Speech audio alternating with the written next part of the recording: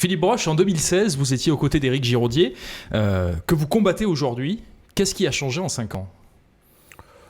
Je pense que tout simplement, on a été obligé de prendre en considération un certain nombre de données économiques qui ont évolué.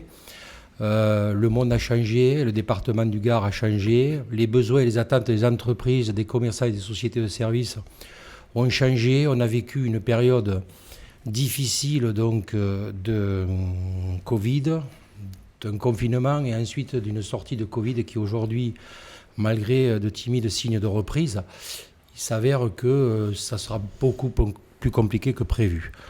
Donc pourquoi s'être écarté de ce que Éric Giraudier conduisait à cette période-là ? C'est qu'il s'est rapidement avéré, pour ma part et pour un certain nombre de colistiers qui étaient présents dans son équipe, que ce n'était pas les moyens, la stratégie et les voies qu'il convenait de prendre dans cette période difficile d'avant et d'après Covid.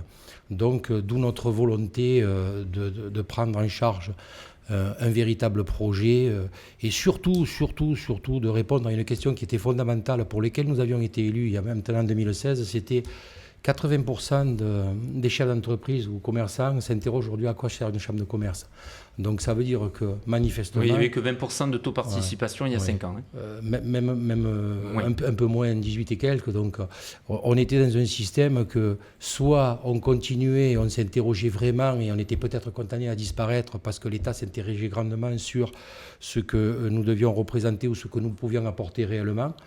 Ou alors... on avait une véritable réflexion, et c'est le choix que j'ai fait, de mener et de conduire une équipe avec des compétences départementales de tous horizons et de donner à cette équipe les moyens de travailler avec un équilibre, contrairement à ce qu'on a pu nous reprocher initialement au départ, d'avoir un équilibre territorial à l'Est, Bagnoles, Le Gros-du-Roi, Nîmes, Vauvert, Aramon, Aigues-Mortes, Uzès, Pont-Saint-Esprit, enfin l'ensemble de mes colistiers étant répartis sur le territoire, c'est quand même une force importante avec des compétences issues de tous les horizons. Alors par contre, M. Broche, on va essayer de faire des réponses un peu plus concises parce qu'on a pas mal de questions. On a déjà fait 2 minutes 30 sur la première. Donc, alors, allez, je un peu plus rapidement que sur la première. Du coup, Philippe, vous me dites, l'exécutif sortant a un bilan quand même. Oui. Est-ce que vous estimez que vous en êtes vous aussi comptable ?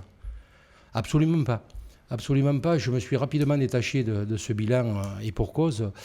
Quand rapidement vous avez comme sujet principal la construction d'un siège social, je ne peux... On y reviendra sur le siège social. Voilà, je ne peux que me détacher de ce bilan.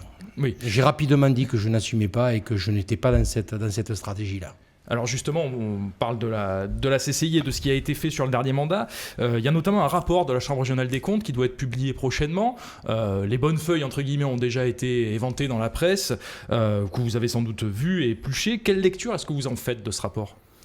Moi, le rapport, pour ce qui m'a été donné d'en prendre connaissance, puisque c'est uniquement hier soir que ça a été reporté à notre connaissance en tant qu'élu, pour ma part, je dirais simplement, depuis 3 ans et demi, je m'offusque, je m'oppose à la construction d'un siège social qui ne correspond plus aux attentes de nos entreprises, aux besoins d'aide de nos entreprises, de nos commerces et de nos services. Donc, en soi, ce rapport n'a fait que confirmer que la construction d'un siège social était, dans un contexte économique actuel, disproportionnée au regard de ce qu'on pouvait en attendre et des financements qu'on pouvait en attendre. Donc, je ne suis pas surpris de le truc majeur, c'est effectivement la construction d'un siège qui est complètement disproportionnée. Alors justement, donc vous dites, vous trouvez cette future maison de l'entreprise disproportionnée. Vous Oui. avez dit aussi que si vous deveniez président, vous vous opposerez pas à signer la vente du siège actuel. Si vous gagnez votre bureau, vous allez le mettre où ? Alors moi, je suis très clair là-dessus et j'en ai jamais fait mystère à personne. Je confirme aujourd'hui avec l'équipe que nous avons le siège social qui est situé à la rue de la République sera vendu parce qu'il ne correspond plus aux besoins que nous avons aujourd'hui en tant que le nombre de salariés restants. Nous sommes complètement disproportionnés et surdimensionnés par rapport à ce que... Et qu'est-ce que vous voyez alors qu'est-ce qui serait le plus adapté si le projet des entreprises est disproportionné, où on met la CCI ? Il reste, donc pour répondre à votre première question, je vends le bâtiment et on a acté la vente de ce bâtiment. Où est-ce qu'on va ? Donc où est-ce qu'on va ? Aujourd'hui, je vous rappelle qu'on est quand même dans un bilan où il faut quand même souligner qu'il y a eu quand même 3 plans sociaux dans ce bilan, quoi. Donc je n'avais pas pris ces options, je n'avais pas pris cet axe-là, et donc bien entendu, je ne m'associe pas à cette démarche-là. Donc ces 3 plans sociaux nous ont mené quand même aujourd'hui, il reste à peu près 12 salariés à Alès, il reste 6 salariés à Bagnoles, et il reste une quarantaine de salariés sur Nîmes. Donc vous comprenez bien que concevoir un siège social aujourd'hui, c'est complètement déconnecté d'une réalité. Vous comprenez bien qu'on ne peut pas, pour 46 salariés restants physiquement sur place, construire un siège social tel qu'il est envisagé. Par contre, parlez-moi des actifs restants qui n'ont pas encore été vendus par la mandature précédente. Vous m'en parlez et je pense qu'on arrivera à trouver un lieu à rénover permettant de loger nos salariés restants. On va parler un mot du programme, Thierry, oui. Avec interroger Madame Gros-Bertrand qui accompagne Monsieur Broche sur les idées, sur les projets phares de votre liste. Oui, exactement. Caroline Gros-Bertrand, vous êtes colistière de Philippe Broche. Est-ce que vous pouvez nous donner 3 mesures phares, 3 mesures concrètes qui sont dans le programme que vous défendez ? Broche, complètement. Oui. Pas de souci. Je pense que l'essentiel aujourd'hui, c'est le tournant numérique. Donc, toutes les entreprises et tous les chefs d'entreprise aujourd'hui vont devoir y passer. On l'a vu avec le Covid. Donc ça fait partie d'un de nos axes. Ensuite, il y a la formation. Pareil. Les apprenants, on en a besoin de former, on a besoin de former dans le milieu d'artisanat, du commerce. C'est impératif aujourd'hui de pouvoir former pour pouvoir transmettre nos entreprises. Et là aussi, c'est un autre point de favoriser la transmission des entreprises. Il y a un projet de rénovation du lycée de la CCI, vous trouvez que c'est bien ? C'est quelque chose que vous porterez aussi Moi, personnellement, je trouve que c'est bien parce que la formation aujourd'hui, c'est essentiel. Et on en manque. Et on manque de jeunesse qui ont envie d'apprendre le métier et pas envie forcément de faire des grandes écoles. Quand on parle de modernisation, on parle notamment peut-être de l'usage de nouvelles technologies. Peut-être l'Université de Nîmes a fait ça, une salle qui est complètement... Alors vous voyez, pour intervenir là directement, c'est un des points d'opposition frappants d'ordre budgétaire. Nous défendons budgétairement la mise en place de fonds fléchés sur la modernisation du lycée. Pourquoi ? Parce qu'aujourd'hui, on ne peut pas parler de e-numérique si on ne parle pas de technologies adaptées de pointe à mettre à disposition dans le cadre des formations. Donc il faut moderniser l'outil informatique et numérique au niveau du lycée, au niveau des CFA, pour mettre nos jeunes en condition de rapidement s'intégrer dans les besoins, parfaitement dans les besoins des entreprises d'aujourd'hui. Donc ça, oui, effectivement, on est en opposition frontale sur vous avez où à choisir soit la construction d'un bâtiment, soit des budgets qui vont être fléchés sur le terrain concrètement avec des réponses pour nos entreprises. Le e-numérique et les formations étant un des points essentiels de notre programme, on mettra des fonds là-dedans, oui. Alors Philippe Broche, vous n'êtes pas Nîmois, vous êtes Bagnolais. Donc quel avenir pour la délégation de Bagnoles et pour celle d'Alès qui ont été créées en 2016 ?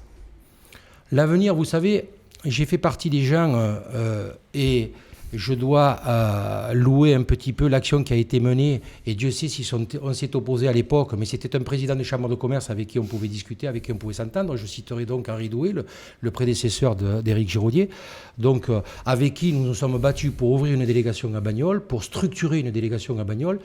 Et à partir de là, il était important que nous puissions continuer à développer, à structurer cette délégation. Donc, qu'est-ce qui s'est passé dans la constitution de la liste ? Nous avons structuré un nombre de colistiers qui soit équivalent avec l'ensemble du territoire, car je rappellerai que cette délégation pèse quand même 30% de l'économie du Gard, et de surcroît, c'est une région, le Gard rhodanien, c'est la deuxième région économique de l'Occitanie, derrière Toulouse et Airbus. Donc on ne peut pas raisonnablement envisager de travailler sur un secteur économique qui pèse autant en termes de poids sur le département. Donc ça c'est le constat, mais qu'est-ce qu'on fait concrètement pour renforcer cette délégation ? Aujourd'hui, il faut que... Il y a 6 collaborateurs sur Bagnoles, il y en a 12 à Alès et il y en a 40 à Nîmes. Je pense que la réflexion, et là je rejoins aussi les problèmes budgétaires, je préfère embaucher, structurer, avoir des compétences humaines sur le terrain à disposition des entreprises, plutôt que d'avoir un beau bâtiment flambant neuf avec des bureaux de 30 mètres carrés dans lesquels je ne sais pas qui j'y mettrai. On va arriver bientôt au bout de l'interview. 2 petites questions pour terminer. Déjà, pour les chefs d'entreprise qui nous regardent, pourquoi, selon vous, Monsieur Broche, vous feriez un meilleur président qu'Éric Giraudier ? Moi, j'ai pas la prétention de personnellement de m'attribuer telle ou telle réussite. Dans la perspective que nous avons, je souhaite que, à l'issue d'un mandat qui est à venir, l'ensemble des chefs d'entreprise et des commerçants puissent me dire votre équipe, Monsieur Broche, vous avez été en capacité de répondre à une question qui est fondamentale pour nous et dont on s'interroge plus aujourd'hui, c'est à quoi sert une chambre de commerce. Et si on est capable de répondre à chacun dans les zones industrielles, dans les zones commerciales, dans les centres-villes qui sont en train de souffrir au niveau des commerces, si on est capable d'anticiper et de répondre à cette mutation économique qu'on est en train de vivre et qui a été accélérée donc, par le Covid, je vous dirais, on a gagné. C'est pas histoire d'un égo, c'est pas histoire d'une personne. Moi, je porte une équipe avec moi. Elle a été bâtie pour gagner. Donc, à partir de là, on est là pour avoir un bilan positif dans 5 ans. J'ai une dernière petite question pour Madame Gros-Bertrand. Pour Madame Gros-Bertrand. Corentin en parlait tout à l'heure. En 2016, il y avait un peu moins de 20% de participation aux élections de la CCI. Vous êtes chef d'entreprise. Comment est-ce que vous expliquez un taux de participation aussi faible ? Qu'est-ce qu'on peut faire pour justement ramener les chefs d'entreprise vers les urnes ? Les chefs d'entreprise ne votent pas parce qu'ils ne savent pas à quoi sert une CCI et aucune chambre consulaire. J'ai été élue chambre des métiers avant, donc je connais la problématique. C'est le travail que vous avez mené pendant la campagne, d'aller expliquer ? Aller expliquer, mais c'est surtout après qu'il faut aller expliquer. C'est une fois qu'on est élu qu'il faut être sur le terrain, leur expliquer à quoi servent les chambres consulaires, pour la formation, pour la transmission des entreprises. C'est ça. Le but, c'est qu'ils aillent voter, parce qu'ils ne savent pas à quoi ça sert. Et c'est bien malheureux, parce qu'en amont, rien n'a été fait pour ça. On rappelle que les élections démarrent ce soir minuit, c'est ça ? Donc jusqu'au 9 novembre. Merci d'avoir été avec nous, Monsieur Broche et Madame Gros-Bertrand.